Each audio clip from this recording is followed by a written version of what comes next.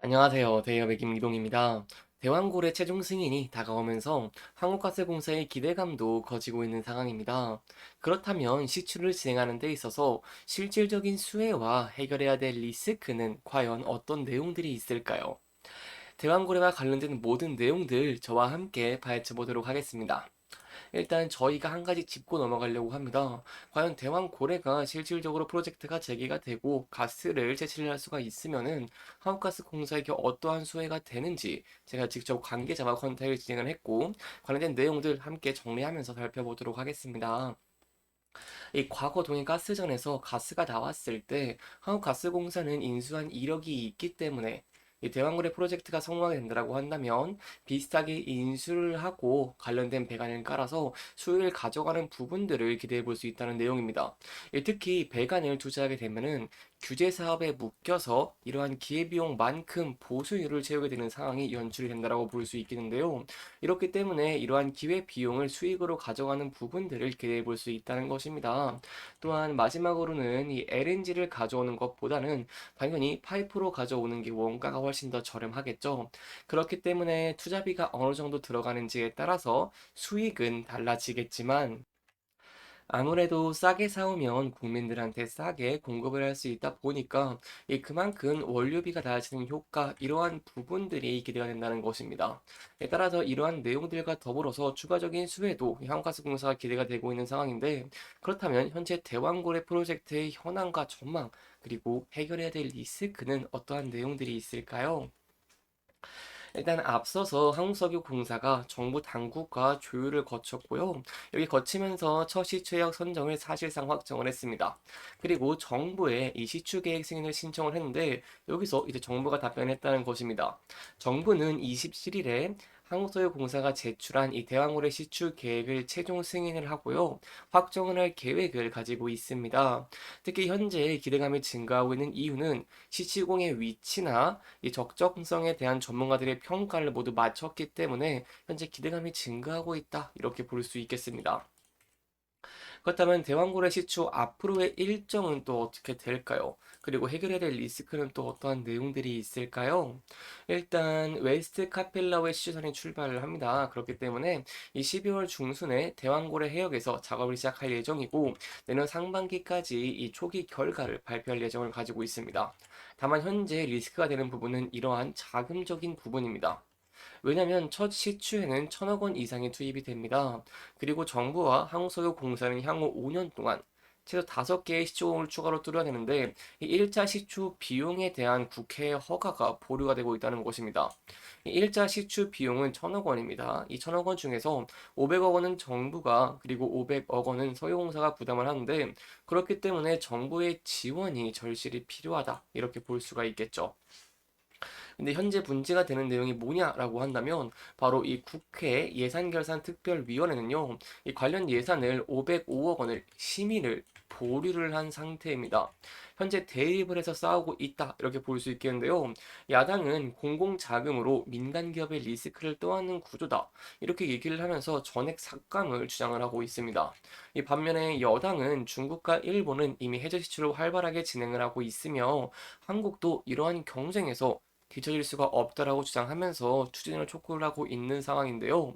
그렇기 때문에 현재 이러한 리스크가 부각이 되고 있고 이 예산을 받을 수 있을지 여부가 굉장히 중요한 포인트다 이렇게 볼 수 있겠습니다. 왜냐하면 삼국서유공사 같은 경우는 현재 4년째 완전 자본 잠식에 빠져 있는 상태입니다. 그렇기 때문에 정부로부터 예산이 확보가 되지 않는다 이렇게 된다라고 한다면 현실적으로는 대왕거래 프로젝트의 진행이 녹록지 않을 것으로 보인다라고 할 수 있겠는데요. 이렇게 자본 잠식을 겪고 있기 때문에 석유공사가 부족분을 채울 여력이 없다라고 볼 수 있겠습니다. 그렇다면 이러한 부분을 어떻게 해결할 수가 있고, 만약에 해결이 안 된다고 한다면 시추를 시작은 할 수가 있을까요? 현재는 120억 원이 확보가 되어 있는 상황입니다. 근데 이러한 계약금 같은 경우에는 이 시드리사와 계약을 해서 착수금을 줘야 하는 등 대부분이 착수금과 계약금의 형태를 띠고 있습니다. 따라서 올해 예산으로 산업부와 소유공사가 절반씩 확보한 이 120억 원을 활용을 해서 1차 시추에 착수하는 부분들은 가능이 됩니다. 다만 사업 전체 예산을 저희가 규모를 고려해 본다라고 한다면 추가적으로 예산 투입 없이는 사업 지속이 현실적으로 어려울 것이기 때문에 이 예산을 받는 것이 굉장히 중요하다고 볼 수 있겠죠. 다만 여기에 대한 리스크는 좀 점차 가중이 되고 있는 모습을 보이고 있습니다. 예, 왜냐하면 예산안 심사가 국정감사와 함께 좀 가장 격렬하게 벌어지고요. 이런 국회 활동에다가 여야 사이의 긴장감이 지금 굉장히 높은 상황이기 때문에 현재 좀 쉽게 통과될 가능성은 보이지는 않고 있습니다. 그렇기 때문에 이러한 일정들이 지연이 된다라고 한다면 이러면은 악재로 작용을 할 수 있기 때문에 관련된 내용들 좀 함께 살펴보도록 하겠습니다. 이 올해 국회 예산안의 처리 법정 시한은요 12월 2일까지입니다. 그리고 현재 계획된 심사 일정은 25일 심사 완료, 그리고 27일 전체 회의의 의결이다 이렇게 볼 수 있겠는데요. 다만 저희가 과거의 사례를 상기해 본다라고 한다면 최근 10년 동안 국회가 예산안 처리 법정 시한을 준수한 때는 2014년과 2020년 이 두 년뿐입니다. 그렇기 때문에 실질적으로 법정 시한을 좀 넘어갈 가능성도 있고 이렇게 되면 예금 확보에 대해서 예산 확보에 대해서 좀 부담감을 느낀다던가 좀 악재로 작용할 수가 있기 때문에 이러한 내용들이 잘 해결이 되면서 또 한국공사의 하나의 모멘텀으로 작동할 수 있을지는 저희가 계속해서 지켜보는 것이 정말 중요할 것 같습니다. 여기까지 저희가 대왕골에 관련된 모든 내용들 함께 살펴보면서 진행을 했고요. 마지막으로 차트적인 부분까지 함께 살펴보고요. 마치도록 하겠습니다. 차트 함께 살펴보시면은 긍정적인 요인들이 좀 보이기는 합니다. 일단 앞서서 주가가 큰 폭으로 상승을 하면서 거래량이 들어온 모습을 확인을 했고요. 그 이후에 앞서서 저항을 많이 받았던 라인대에서 지지를 받는 모습을 보여주고 있다는 것입니다.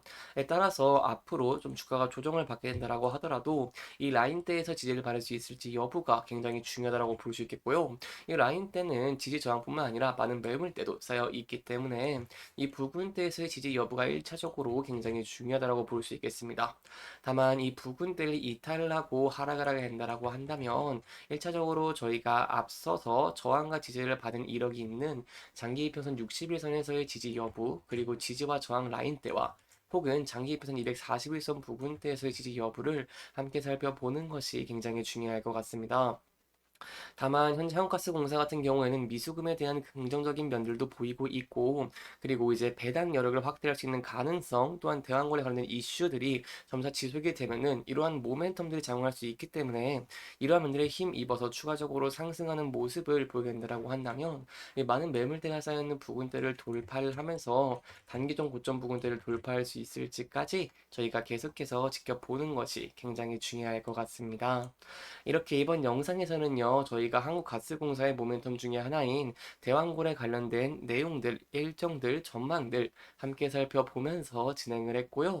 해당 영상은 개인적인 의견이 많이 들어갔기 때문에 투자자분들의 주관적인 생각과 해당 내용을 토대로 현명한 선택을 하시면 좋을 것 같습니다. 이렇게 영상 잘 보셨다면 다음 영상도 시청해 주시길 바라면서 오늘 영상 마무리하도록 하겠습니다. 끝까지 시청해 주셔서 감사합니다.